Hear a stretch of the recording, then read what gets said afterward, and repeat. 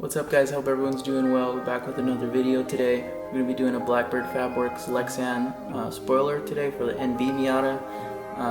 Not really going to be a how-to video, I'm just going to kind of do it. So if you need help with that, just check out Moti's instruction manual. He does a pretty good job. I'll put the link in the description for that. It's pretty detailed, and if you follow that, it should be just fine. So I'm just going to go ahead and get started here. Alright guys, so I went ahead and laid out some of the tools you might need. Obviously you're going to need the spoiler itself, the hardware that it comes with. I'm going to use a center punch, a pencil for marking the holes, a 1/4 inch drill bit, a 13/64 drill bit, an 8 and a 10 millimeter wrench or socket, a number 3 and a number 4 Allen, either a ruler or a measuring tape, some masking tape, and a drill. Alright, so as per the instructions, I already went ahead and masked off the whole trunk just so that I can mark it with pencil and don't have to worry about the paint, even though this paint's kind of clapped as it is.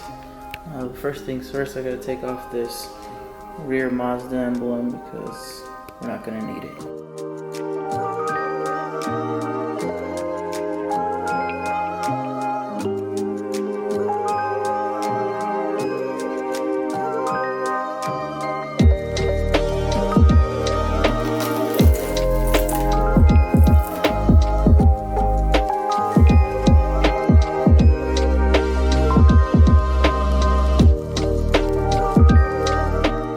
Thing is to measure, and so we can start drilling the first hole. So let's go ahead and do that.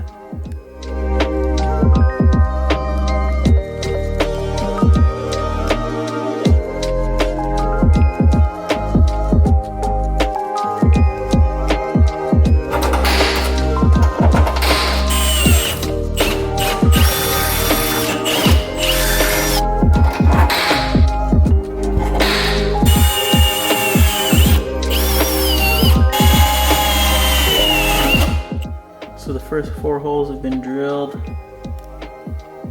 2 on each side. Now the next step is to put the spoiler on partially with those 4 bolts that we just drilled, and to try and line it up so we can mark the holes for the other bolts that need to go through. Alright, so now that we have the spoiler all clamped down and ready to mark these last 4 holes on the triangular pieces, we're going to go ahead and put the spoiler up straight vertically like this, and we're going to mark our holes straight up and down.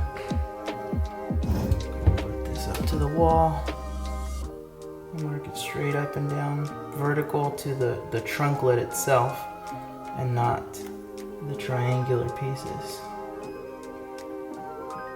I'm trying to hold the spoiler as straight as you possibly can. I'm doing this alone, so I'm just doing the best that I can by myself. So mark these last 4 holes.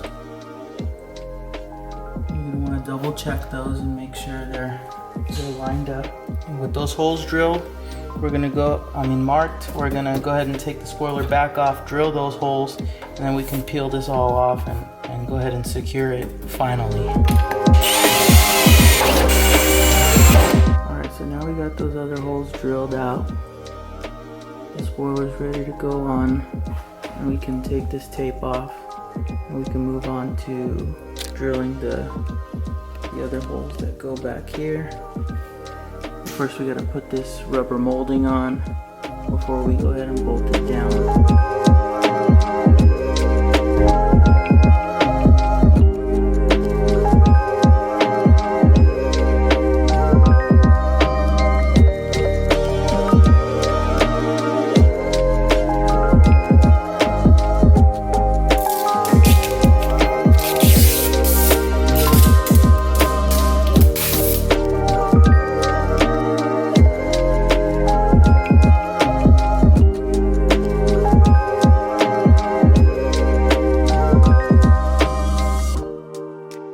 Okay, so the spoiler is completely installed now. The only thing that's left to do is install the adjusters. It's the last step. So to do that, just gotta find center, and I forgot the exact measurement, but just drill a hole right on top of center and then 16.125 inches outward in each direction for the other two adjusters, and that's pretty much it. So that's what I'm working on here. Just gonna make sure they're all the exact same length before I go to put them on, and then I'm gonna mark those holes and we'll be done. Alright, so I didn't film this, but I used those two holes from the emblem to find center. And I just drilled the hole exactly where it said to, 9/16 of an inch above the edge here. So I got this middle one kinda sorta installed. I gotta do the other one, so I left it all loose still. Probably gonna take it off to do the other two. But it's coming along pretty well so far.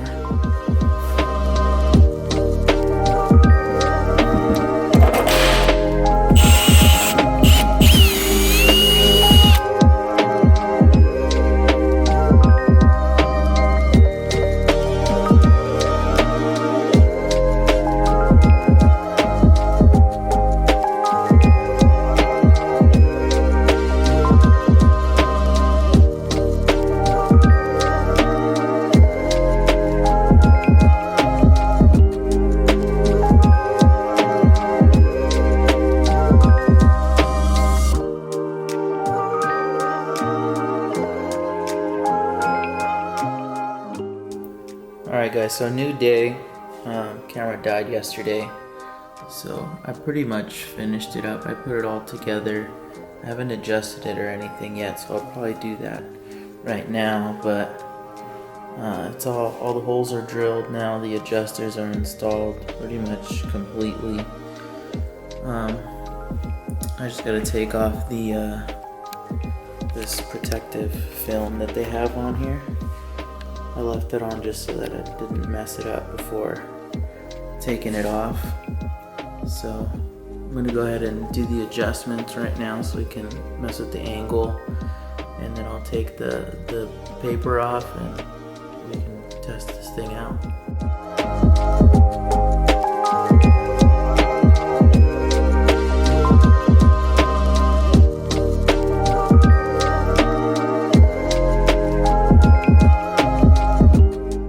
So a really cool feature about these adjusters is that one side is actually reverse thread. So when you back off the jam nuts, you can just turn the rod in one direction to make your adjustments, which is pretty cool.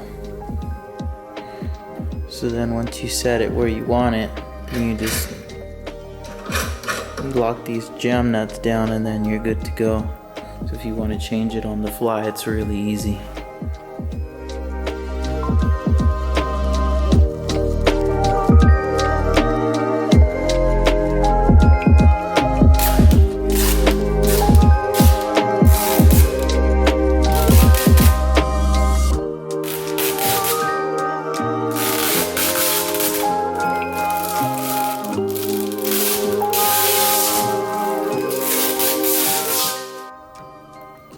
Alright guys, so here's the finished product.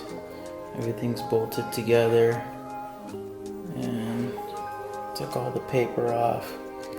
This is pretty much how it's gonna be forever. I don't plan on taking it off. I don't think I'll need to because I have a separate trunk that I'm gonna be using for like when I daily drive it. So like I said, this is pretty much just gonna be for the track. I had some holes here. Still can see that one in the middle. I only had two of these bolts. I think I'm gonna put some silicone under them just so that I don't get any water going in there. Not that it really matters because it's on the outside of the seal anyway. But so yeah, I'm just gonna go ahead and put this on now so you guys can see how it looks. And I'll pretty much be finished.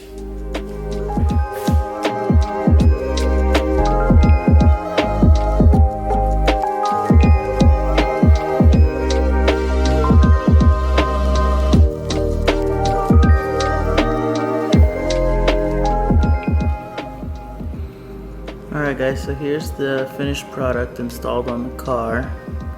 I tweaked the adjustment a little bit when I put it on. So I think that's something you just gotta mess with, and then we'll see how it feels when I actually drive the car. But overall it looks pretty good in my opinion.